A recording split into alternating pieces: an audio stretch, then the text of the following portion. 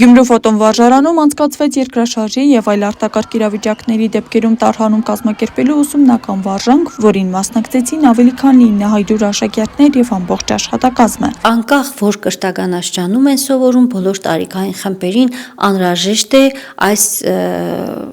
կիրառական գործողությունը, բոլորին անհրաժեշտ է իրազեկված լինել եւ բացի իրազեկումից կոնկրետ իրավիճակներում կողմնորոշվելը։ Վարժանքի անցկացումը զուգորդված էր ինչպես տարածաշրջանի սեյսմիկ առանձնահատկությունների, այնպես էլ Հայաստանի Հանրապետության կրթության, գիտության, մշակույթի եւ սպորտի նախարարության կողմից հայտարարված ապահով եւ անվտանգ կրթական տարվա տրամաբանության հետ։ Մենք հարկ ենք համարել երկրաշարժի տարելիցի օրվան ընթառաջ դեկտեմբերի 4-ին վարժանում կազմակերպել Տաշհանում։ Տաշհանումը նպատակ ունի դպրոցահասակ սովորողներին եւ ընդհանրապես վարժարանի ամբողջ անձնակազմին իրազեկված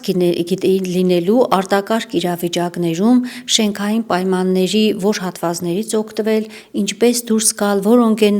անվտանգ ուղիները դուրս գալու,